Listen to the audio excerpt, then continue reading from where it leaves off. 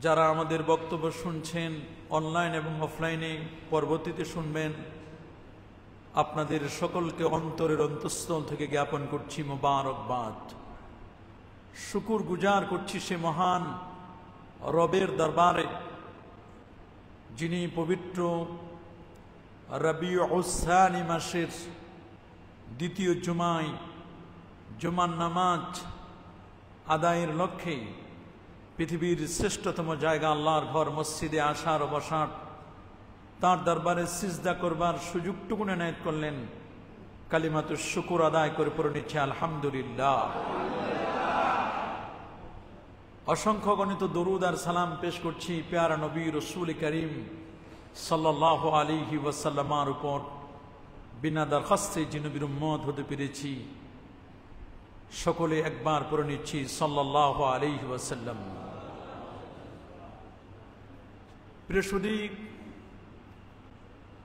আজ আমরা আলোচনা করব ফাতিহায়ে ইয়াজদাহম তথা শেখ মহিউদ্দিন আব্দুল কাদের জিলানী রহমতুল্লাহ আলাইহির ওফাত দিবস। এই বিষয়টিকে কেন্দ্র করে আগামীকাল যেহেতু ফাতিহায়ে ইয়াজদাহম, এই জন্য আজকের আমাদের আলোচনা হবে ফাতিহায়ে ইয়াজদাহম সম্পর্কে ইনশাআল্লাহ। প্রিয় হাজিরিন, আপনারা সকলেই অবগত আছেন, এই পৃথিবীতে আল্লাহ সুবহানাহু ওয়া তাআলা মানব জাতির হেদায়েতের জন্য, মানুষকে সত্য পথের দিশা দেওয়ার জন্য যুগে যুগে অসংখ্য অগণিত নবী এবং রাসূলকে প্রেরণ করেছিলেন। নবী এবং রাসূলগণ তারা তাদের দায়িত্ব পালন করেছেন।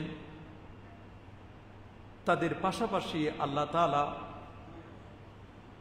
কিছু তার বন্ধু, কিছু তার মাহবুব, তার প্রিয় বান্দাদেরকেও আল্লাহ তাআলা নির্বাচন করেছেন। তার প্রিয় বান্দাদেরকে আল্লাহ তাআলা নবীদের ওয়ারাসাতুল আম্বিয়া হিসাবে, রিপ্রেজেন্টেটিভ হিসাবে, নবীদের পাশাপাশি তারা নবীদের ইন্তেকালের পরে আল্লাহর ওলি, আউলিয়া, গৌস, কুতুব যারা, তারাও দায়িত্ব পালন করেছিলেন। সুবহানাল্লাহ। যুগে যুগে অসংখ্য গণিত ওলি আউলিয়া ছিল, আছে, কিয়ামত পর্যন্ত থাকবে। কিন্তু নবীর নবুয়তের ধারাটি এটি ক্লোজ হয়ে গেছে, এটি বন্ধ হয়ে গেছে। আমরা জানি প্রসিদ্ধ চারটি তরিকা, কাদেরিয়া, চিশতিয়া, মুজাদ্দিদিয়া এবং নকশবন্দিয়া, চারটি তরিকা। আরো অনেক তরিকা আছে। প্রসিদ্ধ চারটি তরিকার সবচেয়ে বিখ্যাত যে তরিকাটি, সেই তরিকাটির নাম হচ্ছে কাদেরিয়া তরিকা। আর সেই কাদেরিয়া তরিকার যিনি ফাউন্ডার, যিনি প্রতিষ্ঠাতা, তিনি হচ্ছেন শেখ আব্দুল কাদের জিলানী, যার উপনাম হচ্ছে আবু মোহাম্মদ ইবনে রজব হাম্বলি হাসান ইবনে আলী রাদিয়াল্লাহু তাআলা আনহুমার দিকে তার বংশধারা সাব্যস্ত করেছেন। সিদ্দিক হাসান খান ভূপালী এবং মোহাম্মদ ইবনে শাকির, তারা তার বংশধারা ইমাম হুসাইন রাদিয়াল্লাহু তাআলা আনহুর দিকে সাব্যস্ত করেছেন। তবে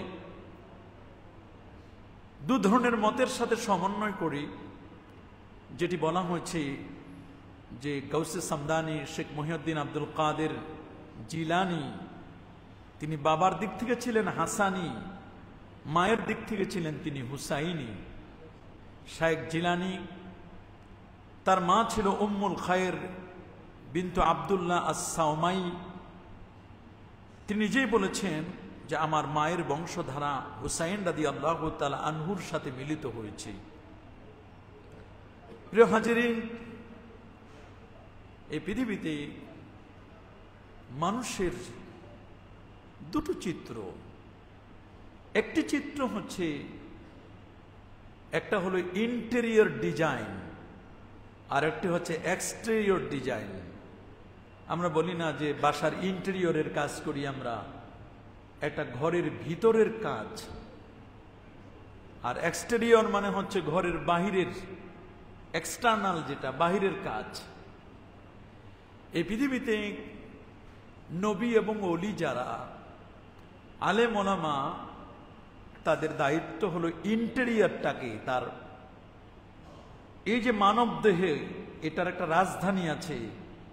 প্রত্যেকটা দেশের যেমন এক একটা রাজধানী আছে, বলেন তো এমন কোন দেশ আছে যে দেশে রাজধানী নাই? খুব কম। প্রত্যেকটি দেশের কিন্তু কি আছে? রাজধানী আছে, একটা ক্যাপিটাল সিটি আছে। যদি ক্যাপিটাল সিটি রাজধানীতে যদি গ্যাঞ্জাম হয়, তাহলে অন্যান্য বিভাগীয় শহরগুলোতেও কিন্তু গ্যাঞ্জাম হয়। রাজধানী যদি কুল থাকে, শান্তি থাকে, কোয়াইট থাকে, রাজধানী যদি ঠিক থাকে, রাজধানী ঠিক থাকলে পরে আপনার অন্যান্য বিভাগীয় শহরগুলো কিন্তু কি থাকে? নিরাপদ থাকে, ওরা কিন্তু শান্ত থাকে। মানব দেহের রাজধানীটার নাম হচ্ছে কলব। বলেন, মানব দেহের রাজধানীর নাম কি? মাশাআল্লাহ, মানব দেহের রাজধানী কিন্তু কলব। আল্লাহর ওলিদের কাজ কলব কেন্দ্রিক, ইন্টেরিয়র, মানব দেহের ইন্টেরিয়রের কাজ করেন তারা।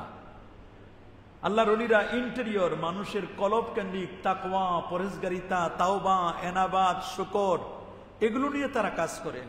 ভিতরটাকে তারা সাজান।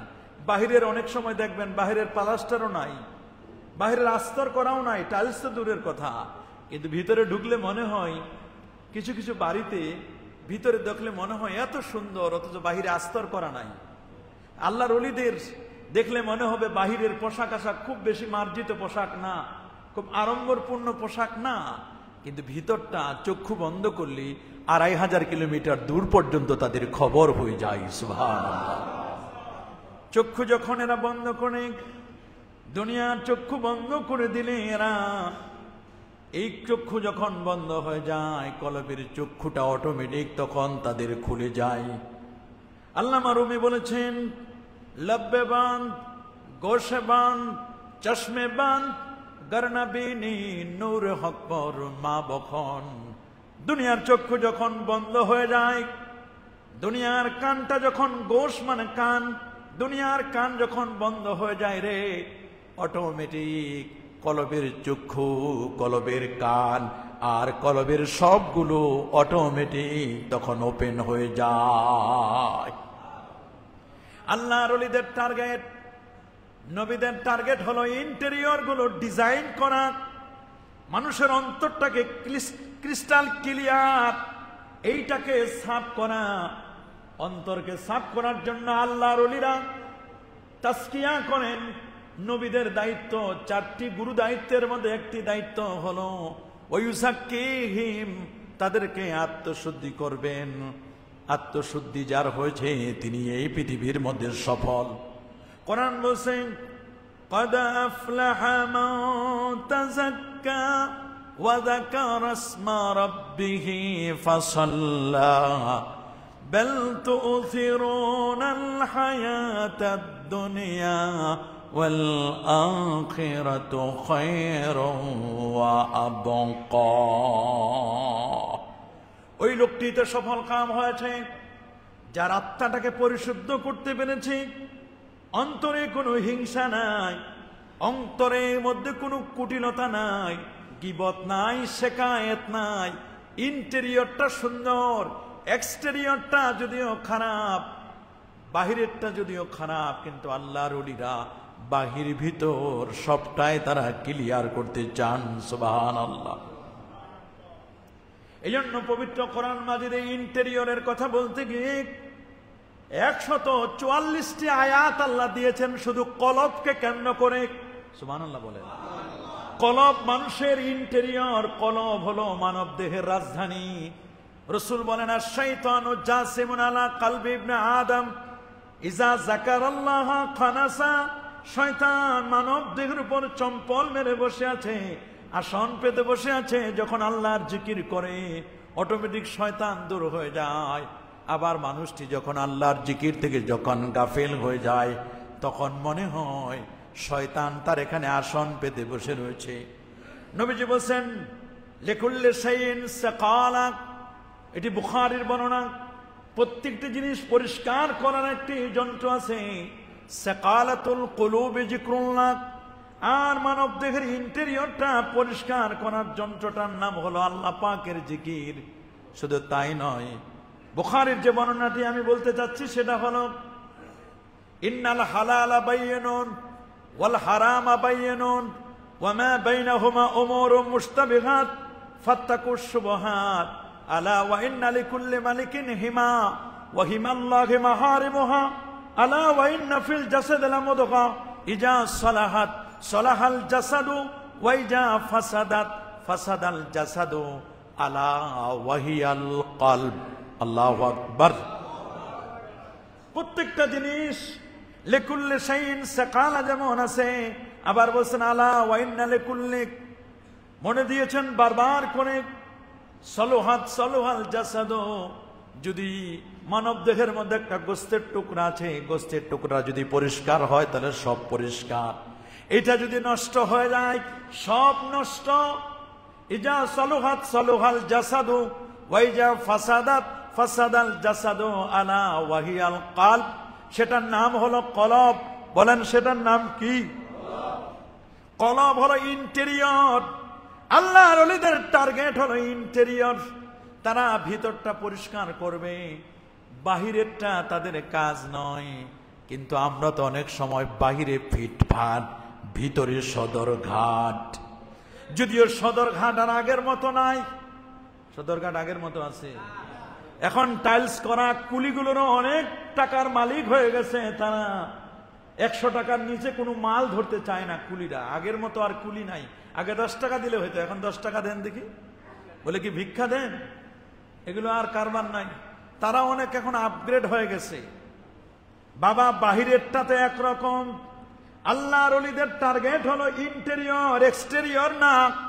যাদের এক্সটেরিয়র আছে ইন্টেরিয়র নাই, তারা অনেক কিছু করতে পারে। আমরা দেখলাম গত 2 দিন ধরে অনলাইনে অফলাইনে যা দেখলাম, অবাক করার মতো। এবছরের অবস্থা, দাড়িওয়ালা, টুপিওয়ালা, জুব্বাওয়ালা, আহা, এক্সটেরিয়রের অবস্থা এমন, এদের মধ্যে ইন্টেরিয়র নাই। কোন ওলি আল্লাহর সোহবত না থাকার কারণে, সামান্য একটু লোভের কারণে, একটু ক্ষমতা, একটু লোভ, একটু সামান্য এদিক সেদিকের কারণে দেখলাম অনেকে ঈমান পর্যন্ত বিক্রি করে দিচ্ছে। তাদের কাছে ঈমানটা কচু পাতার পানির মতো। আমি অবাক হয়ে গেলাম। আহারে, কথায় ঈমান, কথায় শিরকের ফতোয়া, কথায় তাওহীদের ওয়াজ, কথায় শিরক বেদাতের ওয়াজ। ঈদে মিলাদুন নবীর একটু তাবাররুক খাবে, এইটা বেদাত, এটা হারাম, এটা গুয়ের মতো তুলনা করেছে কেউ কেউ।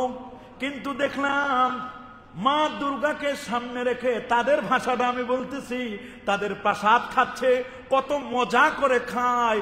একটু এক্সটেরিয়রে একটু বাধা দিল না। ভিতরে ইন্টেরিয়রের অবস্থাটা জানি কি হয়েছে আমি জানি না।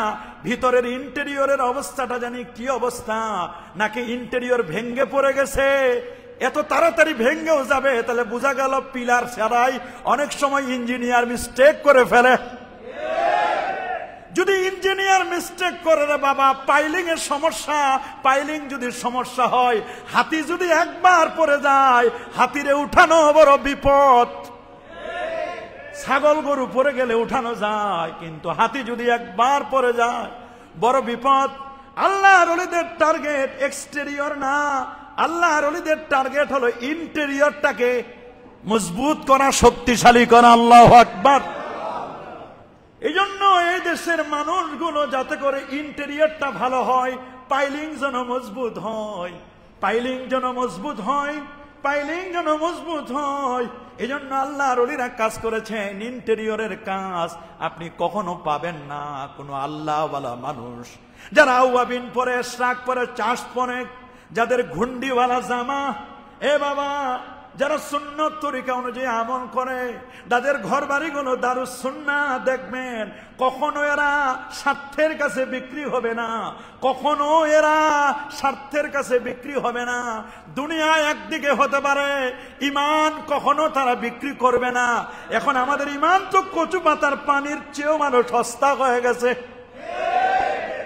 আমি নিজেই চেহারাটা কেমনে আপনাদের দিকে দেখাবো, আমি নিজের চেহারাটাই তো দেখাইতে আমার কাছে শরম লাগে। কারণ অনেকেই তো মনে করবে সবাই তো হুজুর, সবাই তো দাড়িওয়ালা টুপিওয়ালা। আমি যখন অনলাইন অফলাইন গুলো দেখি, আমার নিজের চেহারাটাও আপনাদের সামনে দেখাইতে আমার লজ্জা লাগে। আপনারা যদি বলে বসেন, অনেকেই তো বলছে হুজুররা আজকে যা করলেন হুজুর এই 2 দিনে আপনাদের চরিত্র, হুজুর বলার সময় তো আর আলাদা করে বলে না। কি বলেন? আলাদা করে বলে? হুজুর বলার সময় কি আর আলাদা করে বলে? আল্লাহ আল্লাহ আল্লাহ, আমি খালি চিন্তা করি না জানি কখন কোন গজব চলে আসে, কখন কোন গজব চলে আসে। আমরা একটু আল্লাহর ওলিদের দরবারে যা দেখেছেন, যারা করে তাদের ব্যাপারটা তো ভিন্ন কথা। তো এই জন্য আমাদেরকে বুঝতে হবে কি ওয়াজ করব, কাদের ওয়াজ করব। আমি ওয়াজের কোনো ভাষা খুঁজে পাই না। কি ওয়াজ করব, কাদের ওয়াজ করব? হাই হাই, কে আমাদের ওয়াজ শুনবে? আমরা এই পোশাকে আলেম, এরকম পোশাকে আমি দেখলাম কানাইঘাটের, সিলেটের কানাইঘাটের মানে ওই দিকের দেখলাম 10-12 জন আলেম ওলামা দেখাচ্ছে। আর এটা যদি ফেক না হয়, সত্যই যদি হয়, দেখলাম যে একেবারে 10-12 জন আলেম ওলামা মাথায় পাগড়ি, সবুজ পাগড়িতে দেখা, কি সুন্দর মানে ইসলাম প্রতিষ্ঠা করার জন্য সেখানে গিয়ে তারা বেশ সুন্দর করে আল্লাহর প্রশংসা করতেছে যে আলহামদুলিল্লাহ, যে এইরকম একটা উৎসবে আমাদেরকে অংশগ্রহণ করার বা এরকম একটা কাজ করবার প্রশংসা করতেছে। আবার অনেকে গিয়ে গীতা পাঠ করতেছে, অনেকে নাচ পড়তেছে, অনেকে হামদে বাড়িতালা পড়তেছে। মানে কি এক অবস্থা! মানে আমি যে আলেম হিসাবে আমার কাছে পরিচয় দিতে এখন মানে কলঙ্ক মনে হচ্ছে। মানে আমি চিন্তা করতে পারলাম না, আমি যে এইরকম দাড়ি রেখে মাথায় টুপি দিয়ে পোশাক পরে মানে কি বলবো, আমার কোনো ভাষা নাই যে এইরকম মানুষ হতে পারে। আমি কি বলবো, আমার কোনো ভাষা আমি খুঁজে পাই না। তা আমি যখন বাসায় খুব টেনশন করতেছি, তা আমার বাসায় বলতেছে যে আব্বু তুমি কি টেনশন করো? আমি বললাম আব্বু রে, টেনশন আর কি করি। আমার আহলিয়া বলতেছে যে টেনশন তো আমার তো ভয় হচ্ছে, ওর তো দেখলাম যে কান্নাই চলে আসতেছে। কয় না জানি আল্লাহ তাআলা কোন গজব নাজিল করে কিনা আমাদের উপর, যে আলেম ওলামা হয়ে আমরা যে কাজগুলো করতেছি, মানে এরকম শিরকের কারে ওয়াজ করব, কাদেরকে ওয়াজ করব, আমি বা কেন ওয়াজ করব? আমি আলেম হয়েও মানে এগুলো আমাদের দেখতে হবে। এই চোখ দিয়ে আমি কখনো কল্পনাই করতে পারি নাই। আলেম হয়ে এগুলো আমাদের দেখতে হবে, আমি কখনো কল্পনাই করতে পারি নাই। তারপরে তো দেখতে হচ্ছে, দেখে বুঝতে আর বাকি নাই কোনটা সিটি গোল্ড আর কোনটা অরিজিনাল স্বর্ণ। বলুন, সিটি গোল্ড আর অরিজিনাল স্বর্ণ বুঝতে কি আর বাকি আছে? বলেন আপনারা, all that glitters are not gold. চকচক করলে সোনা হয় না। বলেন বাবা, চকচক করলে কি হয় না? All that glitters are not gold, চকচক করলে সোনা হয় না। তবে শুনেছি আমি লন্ডন থেকে একজন সুন্দর বক্তব্য দিয়েছেন, যে সুন্দর বক্তব্য, যে ধর্ম যার যার, রাষ্ট্র আমাদের সবার। এটা ভালো কথা, সুন্দর বক্তব্য। ধর্ম যার যার, সে ধর্ম পালন, কিন্তু রাষ্ট্র তো আমাদের সবার। কিন্তু উৎসব আমাদের সবার নয়, এগুলো কুফরি আকীদা, শিরকি বক্তব্য এগুলো। কথা বলেন, এটা আমাদের বুঝতে হবে। ধর্মটা পালন করছে, আচ্ছা করুক, বা যেভাবে করে। আপনি তো শিরকের বিরুদ্ধে কথা বলবেন, সাপোর্ট তো করা আমাদের যাবে না। এই যে মুসলিম হিসাবে আমরা সাপোর্ট করতে পারবো বাবা? হায় হায়, আল্লাহ আমাদের মাফ করে দিন, বলি আমিন। আল্লাহ আমাদের তওবাকে কবুল করুন, আমিন। কারোর সাথে আমাদের কোনো দুশ্মনী নাই, কারোর সাথে আমাদের কোনো হিংসা নাই। আমার কথা হলো, আরো তো কত ওয়ে ছিল, কত সিস্টেম ছিল। লাগবে তো যেটা লাগবে, ওইটার জন্য তো আরো কত সিস্টেম ছিল। যেটা চান তা তো আমরা বুঝে গেছি, কিটা চান, কোন জিনিসটা চান, কোন শ্রোতার কারণে এগুলো করতেছেন। এগুলো চাওয়ার তো আরো কত ওয়ে, কত মাধ্যম ছিল। কথা বলেন না, যে জিনিসটা চান ওইটার জন্য তো কত মাধ্যম ছিল। তো ওইটা চাওয়ার কি আর অন্য কোনো ভাষা ছিল না? এখানে যাই চাইতে হবে, সব হুজুরদের ডুবাইলো। বলেন না, সব হুজুরদের আমাদের ডুবাইছে না? আমরা হুজুররা তো মুখ দেখাইতে পারি না। তা আমি বলছিলাম, আল্লাহর ওলিদের কাজ ইন্টেরিয়র ঠিক করা। বলেন কি ঠিক করা? জোরে বলেন না। আল্লাহর ওলিদের কাজ ভিতরটা ঠিক করা, ভিতর। আল্লাহু আকবার। ইন্টেরিয়র যারা ঠিক করেছেন, এই বাংলাদেশে হযরতে শাহজালাল, শাহপরান, শাহ মাকদুম, খান জাহান আলী, ফতেহুল্লাহ, গরিবুল্লাহ, শাহ সুলতান বলখি, মাহি সওয়ার, এরাই তো ইন্টেরিয়র ঠিক করছেন। এখন যারা এদেরকেই মানে না, তাদের ইন্টেরিয়রে তো নাই। যারা বলেন এগুলোর কোনো দরকার নাই, পীর ওলি আউলিয়ার মাজার এগুলোর কোনো দরকারে নাই, তো এগুলোর তো ইন্টেরিয়রে নাই, খালি এক্সটেরিয়র, বাহিরেরটা আছে, ভিতরেরটাই তো নাই। যার ইন্টেরিয়র নাই তার আর বলেই বা লাভ কি, আর না বলেই বা কি। তারপরেও মনের যে দুঃখটা আপনাদের কাছে একটু বললাম। আমাকে আগে বলে হয়েছে জীবনে, মানে বলছেন যে আপনি রাজনীতি নিয়ে কোনো বক্তব্য দিবেন না। আমি কখনোই রাজনীতি নিয়ে বক্তব্য দিতে চাই না, কিন্তু এজ এ আলেম হিসাবে, এজ এ খতিব সাহেব হিসাবে আমি যদি কিছুই না বলি তা তো ধরা আপনাদের আগে, আমি আগে খাবো, তারপর আপনারা। এই জন্য তো এগুলো রাজনৈতিক বক্তব্য না, এটা কোরআন এবং সুন্নাহর বক্তব্য। আল্লাহ নবী বলে দিয়েছেন যে তোমরা, নবী অবশ্য বলছেন, ভবিষ্যৎবাণী করেছেন যে শেষ জামানায় এমন হবে মানুষ শিরকের সাথে লিপ্ত হবে, মূর্তি পূজায় মানুষ লিপ্ত হবে। তা আমি হাদিসটা পড়ছি আর পড়াইছি আবু দাউদ শরীফে। এখন চিন্তা করলাম যে হাদিসটার বাস্তবায়ন কেমনে হবে, তো দেখলাম যে বাস্তবায়ন খুব সহজেই পেয়ে গেলাম, মানে বেশি দিন দেরি করা লাগলো না, এত সহজে। এবছরে 2025-এ দেখে পেলাম, তো 2024-এ দেখছিলাম মনে হয় 10%, 20%, 25-এ দেখলাম 100, 100-এ 100, 100-তে 100, 100-তে কি 100 দেখে নিলাম। আল্লাহ আমাদের মাফ করুন, বলে আমিন। আরো জোরে বলে আমিন।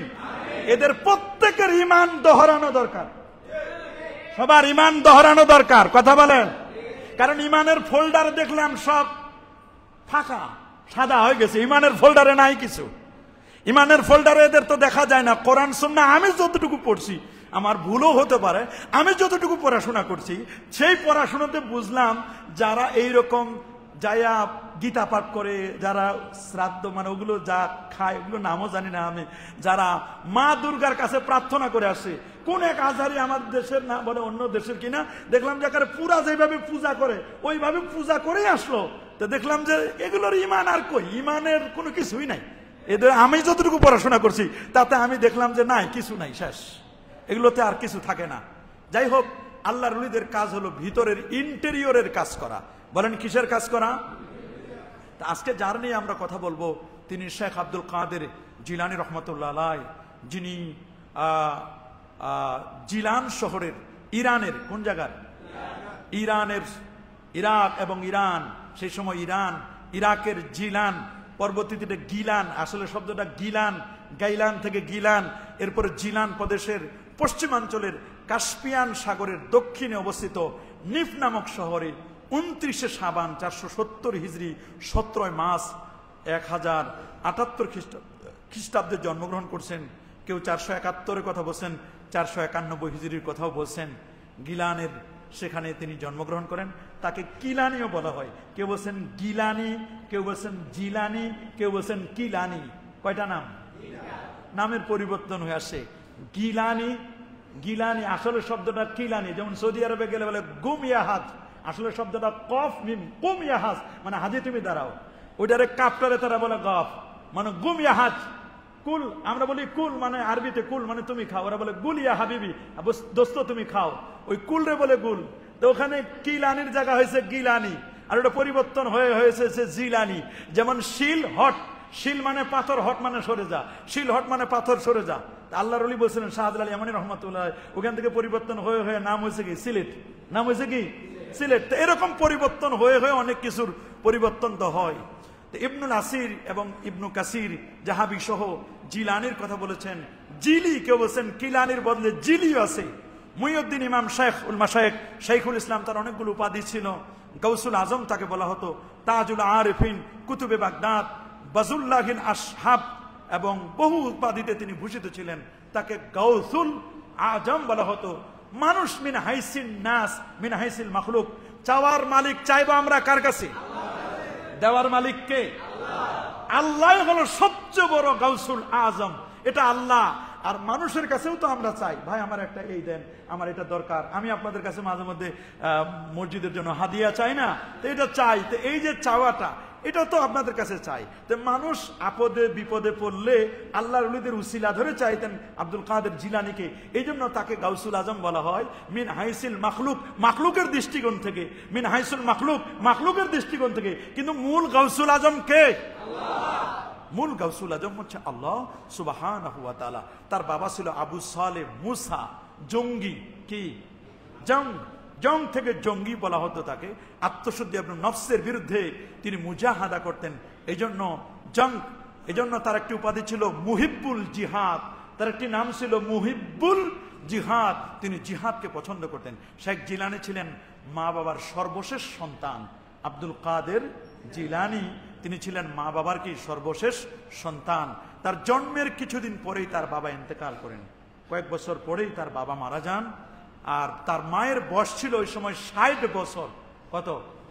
60 সুই সুই। মা উম্মুল খায়ের ফাতেমা 60 বছর বয়স। কত?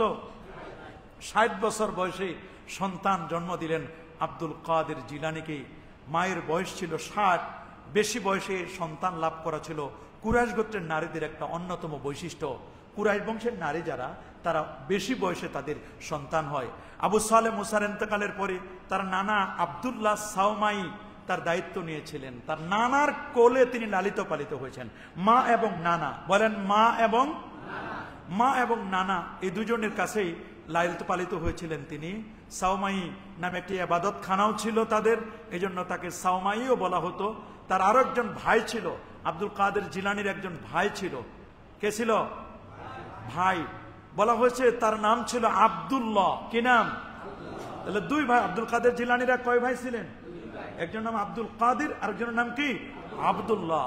তার বাবা রেখে যাওয়া সম্পদ 80টি স্বর্ণ মুদ্রা। কয়টি? 80টি থেকে 40 এবং 40 দুই ভাই ভাগ করে নিয়েছিলেন। তবে তার ভাই ছোট, মানে অল্প বয়সেই মারা যান। আব্দুল কাদের জিলানী রহমতুল্লাহর ভাই আব্দুল্লাহ। শেখ জিলানীর কারামতের তো কোনো শেষ নাই। তিনি জন্মটাই ছিল একটা কারামত। সুবহানাল্লাহ বলেন। রমজান মাসের দিনের বেলায় তিনি দুধ খেতেন না। সুবহানাল্লাহ। মায়ের বেস্ট ফিটিং তিনি খেতেন না। তার এই কারামত এত প্রসিদ্ধি লাভ করেছিল যে জিলানে কখনো মেঘের জন্য, জিলানে যদি চাঁদ দেখা নিয়ে কোনো কনফিউশন হতো মেঘের কারণে, তাহলে আব্দুল কাদেরের কাছে আসলেই বুঝতে পারতো যে আসলে উনি যদি খান তাহলে বুঝতে হবে যে ও চাঁদ উঠে নাই, আর যদি উনি না খান তাহলে বুঝতে হবে যে চাঁদ উঠে গেছে, উনি এখন রোজা পালন করতেছেন। আল্লাহু আকবার, আল্লাহু আকবার। আবু সালের পুত্র আব্দুল কাদের দুধ খেয়েছেন কিনা এটা জিজ্ঞেস করতেন। আল্লাহু আকবার। তিনি যখন আস্তে আস্তে যখন বড় হলেন, তার বাবার ব্যাপারে একটি বক্তব্য আসে। তার বাবা অল্প বয়সে তাকে একবার মসজিদে নিয়ে গেছিলেন আব্দুল কাদেরকে। তো মসজিদে নিয়ে গেতে ছোট বাচ্চা সে তো মসজিদের বাহিরে সাধারণত একটু খেলাধুলা করে। তো সবাই নামাজ পড়তেছে, আর ছোট্ট সন্তান আব্দুল কাদের তিনি ওই বারান্দায় যে জুতাগুলো রাখছে ওই জুতাগুলোকে দুটা ভাগ করলেন। একটা ভাগ সুন্দর করে গুছায় রাখলেন, এদিকে নামাজ চলতেছে, এদিকে সে জুতাগুলো গুছাইতেছে। আর একটা ভাগ জুতা তিনি একটু সরায় রাখলেন। তো বললেন, এদিকে একটু বিরক্ত হলো মুসল্লিরা।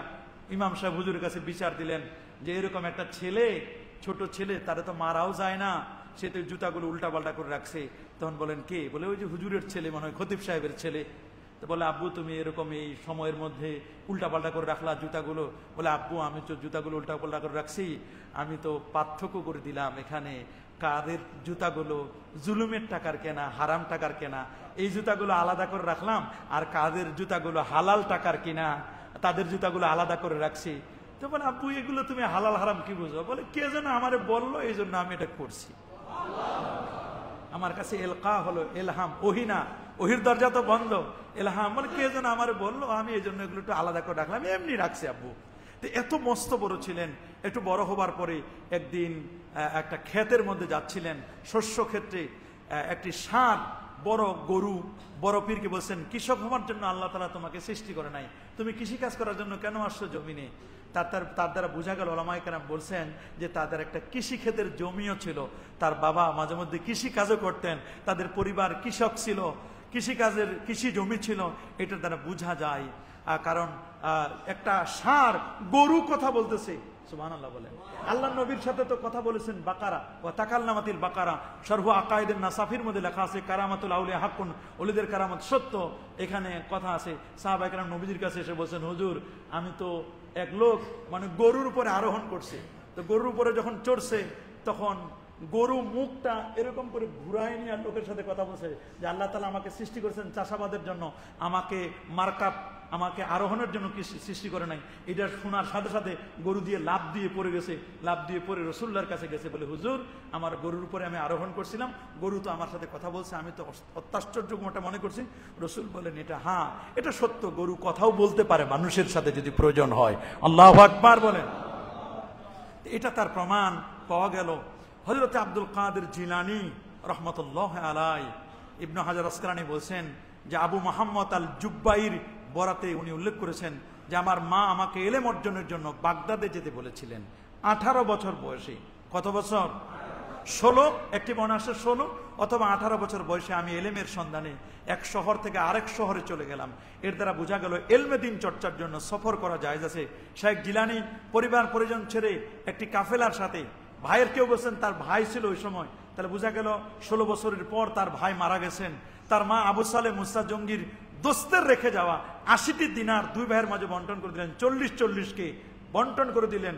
আমরা তো ভাগ করার সময় ছোটটার একটু বেশি দেওয়ার চাই, বড়টার একটু কম দিতে চাই, অনেকে অনেক কিছু করি না, এগুলো করা যাবে না। একার সমানভাবে ভাগ করে দিলেন, 40-40 কি করে দিলেন? 40-40 সুন্দর করে ভাগ করে দিলেন। প্রতিমধ্যে ডাকাত দলের হিদায়তের কথা সবার জানা। আপনারা জানেন যে যখন তার 18 বছর বয়স 488 হিজরিতে যখন তিনি বাগদাদে যাচ্ছিলেন, মা তার পকেটের মধ্যে এখানে বগলের মধ্যে একটা পকেট তৈরি করে 40টি দিরহাম ভিতরে দিয়ে একেবারে সুন্দর করে আটকাই দিলেন যেন কেউ নিতে না পারে। প্রতিমধ্যে ডাকাত দল আটকাইছে, সবাই জিজ্ঞেস করছে, সবার মোটামুটি বলছে সবকিছু, কেউ মিথ্যা বলছে, যা বলার বলছে, কিছুই নিতে পারে নাই। পরে ছোট ছেলে ওর কাছে আসছে, বলে এই ছেলেটা দেখতে কত সুন্দর, অপরূপ চেহারা, সুবহানাল্লাহ, চকচক করতো, অ্যাট্রাকটিভ আকর্ষণীয় চেহারা ছিল। বলে বাবা তোমার কাছে কিছু আছে? বলে হ্যাঁ আমার মা তো 40টা স্বর্ণ মুদ্রা দিছে। ওরে বাপ রে বাপ, আসল জায়গাতে এখানে 40টা স্বর্ণ মুদ্রা দিছে। কিন্তু এই কথাটা যখনই বলছে তো আব্দুল কাদের যে ডাকাতের সর্দার ছিল তার দিকে একটু তাকাইছে, তাকানোর পরে বলছে আচ্ছা বের করো দেখি। সুন্দর করে বের করে দিয়েছে, বললেন নেন আমার আম্মা বলে দিছে, আর আম্মা বলছে যে কখনো মিথ্যা কথা না বলার জন্য। তা আপনি আমার জিজ্ঞেস করছেন, আমি তো আপনাদের দিয়ে দিলাম, নেন এটা নেন। নেওয়ার পরে সবাই যখন সমস্ত ডাকাতের সর্দাররা মিলে যখন এক জায়গায় বসছে, বসার পরে বলছেন এই ছেলেটা 40টা দিরহাম স্বর্ণের মুদ্রা দিয়ে দিল, এই ছেলেটা সত্যবাদী। এই একটা ছেলে যদি এরকম সত্যবাদী হতে পারে, তা আমরা জীবনে কত অন্যায় করেছি, কত পাপ করেছি, আমার মনে হয় আমাদের ঠিক হবে না আমরা ছেলেটাকে স্বর্ণ মুদ্রাটা দিয়ে দিই, আর ছেলেটার কাছে আমরা একটু দোয়া চাই। ছেলেটা যদি দোয়া করে, ছেলেটার চাহনিটা অসাধারণ, ছেলেটা যদি দোয়া করে আমাদের জীবন পরিবর্তন হয়ে যেতে পারে।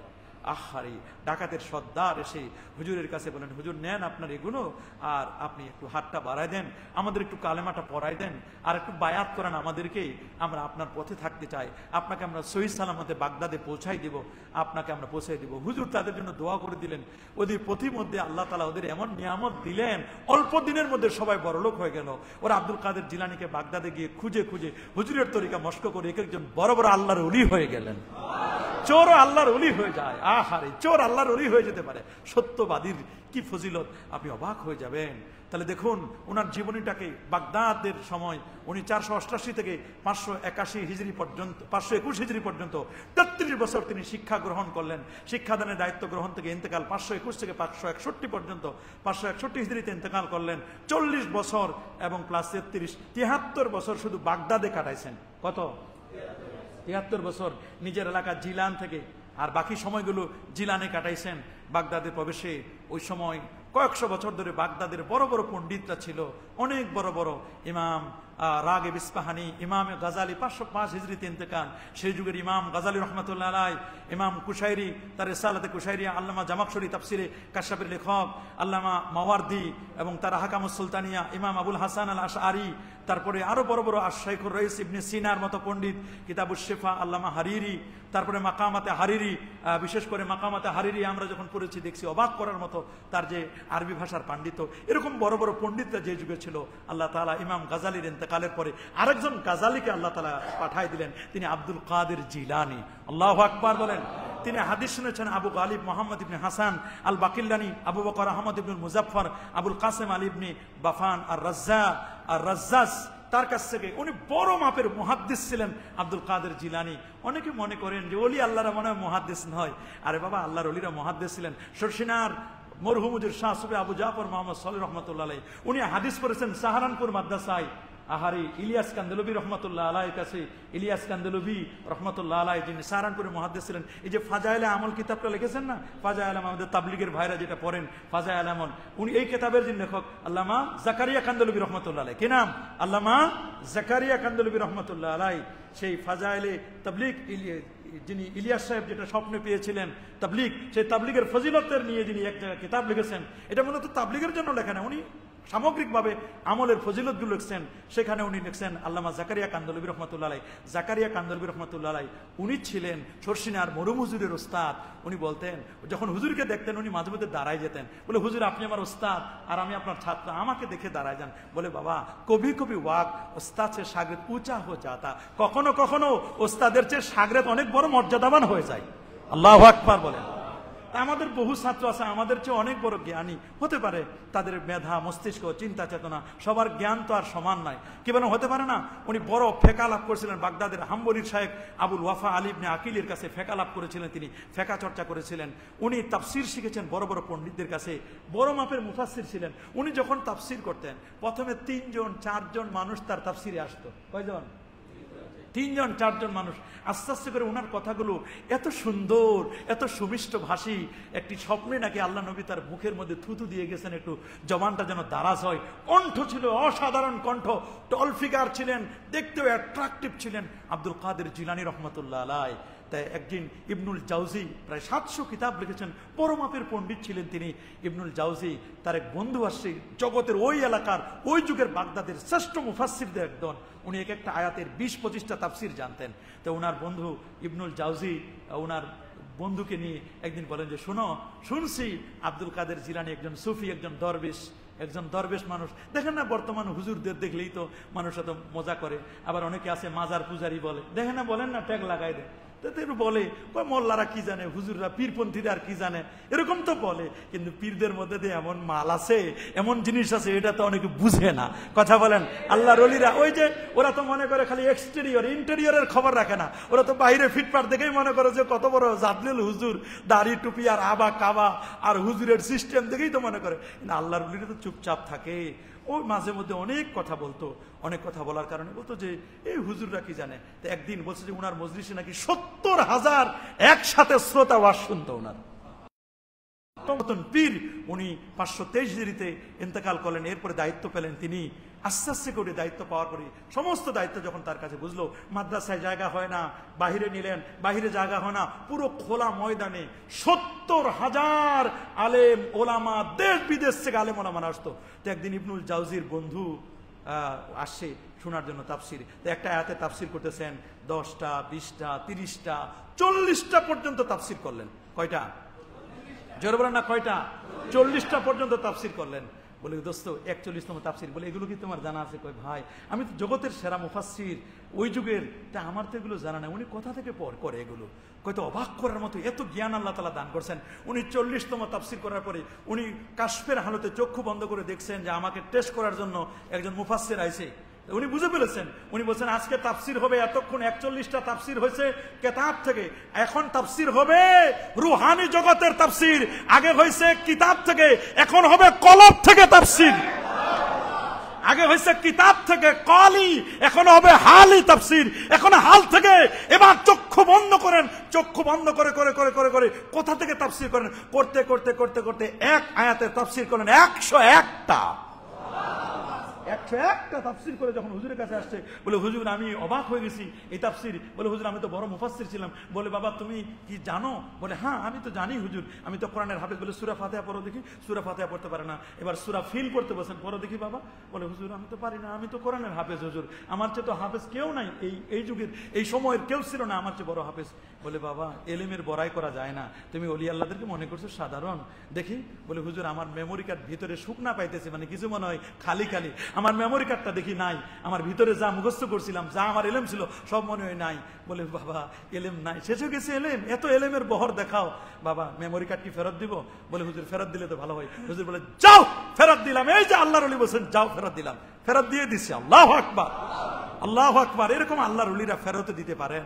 হ্যাঁ, এটা তাদের কারামত। এটা তাদের কি বলেন না, এটা তাদের কি কারামত, কারামত, কারামত। হ্যাঁ, আমরা তো আল্লাহর ওলিরা, আমাদের দেশের ওলি আল্লাহ যারা, ওই যে বাহিরের যারা আছে, ভিতরের ইন্টেরিয়ার সমস্যা, বাহিরেরটা ফিটফাট, এমন ওলিও তো আছে না এরকম পাগড়ি ফটকাওয়ালা ওলি, ভিতরে তো ভিতরে কিছু নাই, খালি বাহিরের সব বিল্ডিং আর দালান কোঠা, গাড়ি বাড়ি, নারী টারি সব মিলে, ভিতরেরটা নাই কিছু, বাহিরেরটা অনেক বেশি কিছু।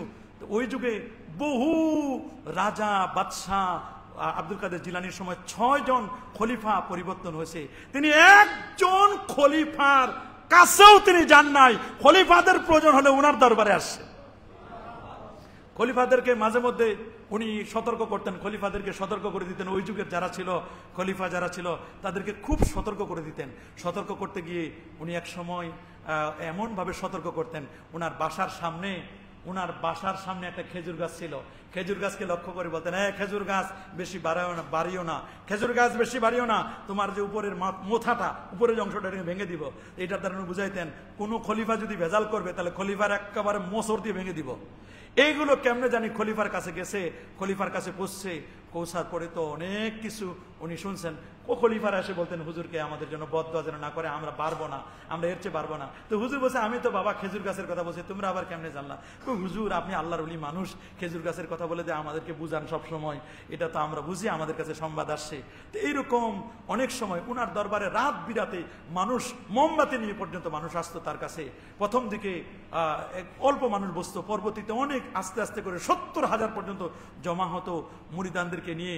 নুরুদ্দিন জঙ্গি, সালাহুদ্দিন আইয়ুবীর মতো ব্যক্তিরা তার ছাত্রদের দ্বারা উৎসাহিত হয়েছিলেন। তার শারীরিক গঠন সহ আরো অনেক বিষয় আলোচনা আছে। আমার মনে হয় এই জুমায় আর করা সম্ভব হবে না, মানে অনেকগুলো আলোচনা। শুধু এতটুকু বলতে চাই যে স্পেনের ইমাম আন্দলুসি নামক একজন ব্যক্তি ছিল, বড় মাপের পণ্ডিত ছিল ইমাম আন্দলুসি। উনি কর্ডোভা, যেটা কুর্তুবী, তাফসিরে কুর্তুবীর লেখক, কর্ডোভার বড় পণ্ডিত ইমাম আন্দলুসি। নাম কি? ইমাম আন্দলুসি। উনি শুধু হুজুরের দোষ ধরতো, হুজুরের নামে খালি বদনাম গাইতো। এইরকম বিভিন্ন রকমের ওলি আল্লাহদের বদনাম গায় না একদল মানুষ, কিছু আছে না? এই লোকটা যখন কর্ডোবা বিশ্ববিদ্যালয়ের পাশ দিয়ে যখন বাড়িতে যেত, এই লোকটা একবার এরকম একজন খ্রিস্টান মেয়ের প্রেমে পড়ে যায়। খ্রিস্টান মেয়ের প্রেমে পড়ে গেলে এক পর্যায়ে খ্রিস্টান মেয়ে তাকে বিয়ের প্রস্তাব দেয়।